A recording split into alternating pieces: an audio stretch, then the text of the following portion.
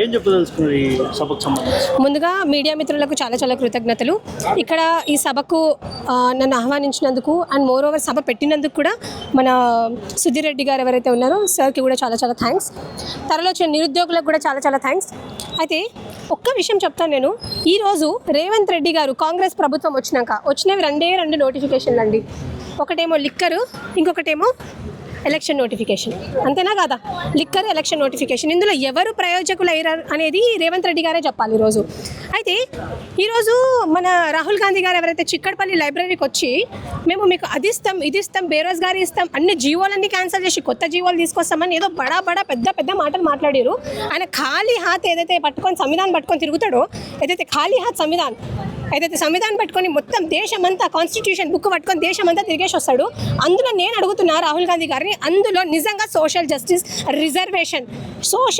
और रिजर्वेशन के नाम का कोई चीज़ है या नहीं?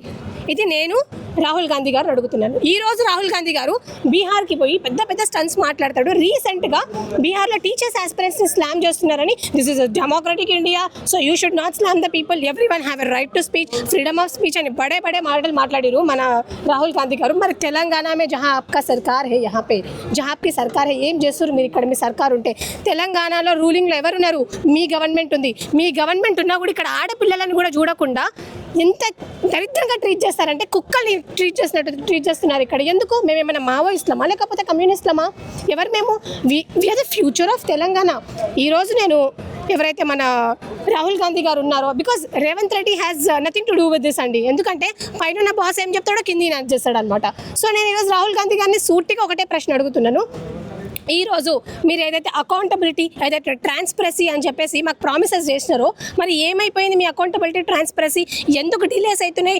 ఎందుకు మీరు ఇచ్చే అప్లికేషన్స్లోనే ఎందుకు డిలేస్ అవుతున్నాయి? ఈరోజు మీరు చూసుకున్నట్టయితే according to labour force survey అండి, పీరియాడిక్ లేబర్ ఫోర్స్ సర్వే, మొత్తం ఇండియాలో ఉండే అన్ఎంప్లాయ్మెంట్ రేట్ చూసుకుంటే 5.6% ఉంటే తెలంగాణలో ఉండే అన్ఎంప్లాయ్మెంట్ రేట్ ఎంత ఉందండి? 8.9% ఉంది. ఇంత సీరియస్ కన్సర్న్ ఇది. The Congress government is neglecting the students who are the stakeholders of future Telangana. ఈరోజు అన్ఎంప్లాయిడ్ ఆస్పిరెంట్స్, ఈరోజు ఎవరైతే స్టూడెంట్స్ ఉన్నారో వీళ్ళు లేకపోతే తెలంగాణ ఎప్పటికీ సాధించకపోయే వాళ్ళము. ఎంతకైనా వాళ్ళ సాక్రిఫైజెస్, ఏవైతే వాళ్ళ కమిట్మెంట్ ఉందో దానికి ఎంతకైనా ఈరోజు న్యాయం జరగాలని కోరుకుంటున్నాను. ఈరోజు మా రేవంత్ రెడ్డి గారు అంటారు నేను 60,000 ఉద్యోగాలు ఇచ్చిన అంటారు. సరే సార్, మీరు 60,000 ఉద్యోగాలే ఇచ్చినారు, మరి మిగతా 140,000 ఉద్యోగాలు ఎవరికి ఇచ్చారు? ఈరోజు నన్ను అడ్డంగా కోయండి, నిలువునా కోయండి, నాతో అసలు రెవెన్యూ లేదని చెప్తున్నారు. నేను ఒకటి అడుగుతాను. ఈరోజు ఒక హెల్త్ స్కీమ్ అని ఒకటి తీసుకొని వచ్చారండి. ఎవరికి? ఎంప్లాయీస్కి తీసుకొని వచ్చారు. హెల్త్ స్కీమ్ అని తీసుకొచ్చారు రేవంత్ రెడ్డి గారు. నేను ఒకటే ప్రశ్న అడుగుతున్నాను. మీరు ఎటువంటి గైడ్లైన్స్ లేకుండా 1.5% ఎట్లాగా వాళ్ళ అకౌంట్ నుంచి డిడక్ట్ చేస్తారు? ఎటువంటి గైడ్లైన్స్ లేకుండా. ఆల్రెడీ పోలీస్ కానిస్టేబుల్స్కి ఎవరైతే ఎంప్లాయీస్ ఉన్నారో వాళ్ళకు ఆరోగ్య భద్రత అనేది ఒకటి ఉంది. మరి ఆరోగ్య భద్రతలో డిడక్ట్ చేస్తారు, ఇందులో కూడా డిడక్ట్ చేస్తారు. ఈ పైసలన్నీ ఎక్కడ పోతున్నాయి? మీరు చూసుకున్నట్టయితే మొన్న రైతులు, ఇక్కడ ఉన్న వాళ్ళందరూ సగం మంది రైతు బిడ్డలే అన్న. మీరు చూసినట్టయితే అసలు రెక్కాడితే కానీ డొక్కాడదని అంటారు కదా. ఇక్కడ ఉన్న రైతు బిడ్డలు ఎంత నష్టపోతున్నారు, ఎంత సఫర్ అవుతున్నారంటే, ఈరోజు రేవంత్ రెడ్డి గారు అంటారు నేను సన్నబియ్యం ఇస్తున్నా అంటే, నువ్వు వాళ్ళకి నా తల్లిదండ్రులకు నువ్వు సన్నబియ్యం ఇచ్చి ఇక్కడ మమ్మల్ని పస్తులు ఉంచితే ఏం లాభం? మేము ఇక్కడ 5 రూపాయల భోజనం తినాల్సిన అవసరం మాకేముంది? We're far more qualified than your ministers and your MPs. కానీ మీరు ఈరోజు అయితే చేస్తున్నారో, మీరు ఎంతసేపు డబ్బులు దండుకోవాలా, ఎంతసేపు రెవెన్యూ దండుకోవాలా, ఇది మాత్రం తప్పితే ఎక్కడ కూడా మాకు ఎంప్లాయ్మెంట్ ఇవ్వాలనే ఆలోచన ఎక్కడ కూడా లేదు. ఒకవేళ ఉండుంటే ఈరోజు తెలంగాణ రాష్ట్రం ఇలా ఉండేది కాదు. నేను ఇంకో విషయం అడుగుదాం అనుకుంటున్నాను రేవంత్ రెడ్డి గారిని. ఎవరైతే రైతులు ఉన్నారో, మా కుటుంబాలు చాలా మంది, మేమందరం రైతు బిడ్డలమేనండి. ఇక్కడ మా రైతు బిడ్డలు ఎవరైతే ఉన్నారో వాళ్ళకు కూడా చాలా నష్టం జరుగుతుంది. వాళ్ళ తరపున కూడా నేను ఒక నిమిషం మాట్లాడదాం అనుకుంటున్నాను. ఏదైతే తరుగు తీస్తున్నారో, ఎవరైతే రైతులు తరుగు తీస్తున్నారో దాని గురించి కూడా రేవంత్ రెడ్డి గారు మాట్లాడాల్సిన అవసరం ఎంతకైనా ఉంది. ఎందుకంటే టుడే తెలంగాణ తెచ్చుకునేది ఏదో ఎకనామిక్ గ్రోత్ స్టాటిస్టిక్స్ కోసం కాదండి.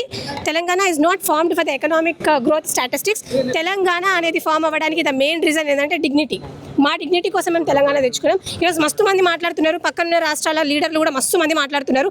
నేను వాళ్ళకు కూడా ఒకటే చెప్తున్నాను, sir before talking about Telangana please no చరిత్ర తెలుసుకొని మాట్లాడండి, లేకపోతే తెలంగాణలో ఎవ్వరు కూడా ఊకుండరు.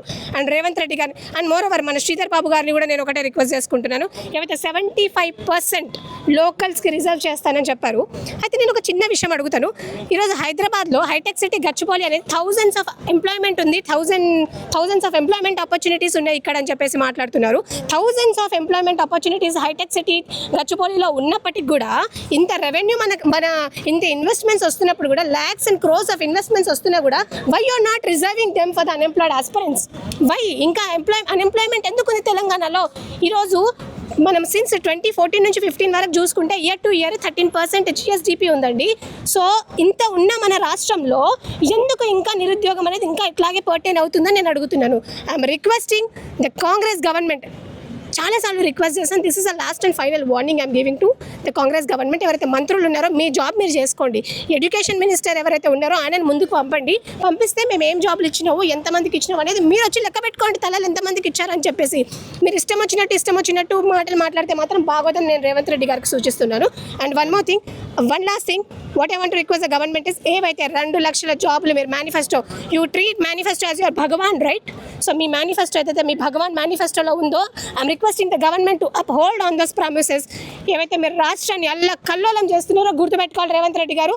మళ్ళీ ఎలక్షన్స్ వస్తాయి, అప్పుడు మేము మీకు ఓట్లు వేస్తేనే మీరు గెలుస్తారని చెప్పేసి నేను ఇక్కడి నుంచి వార్న్ చేస్తున్నాను.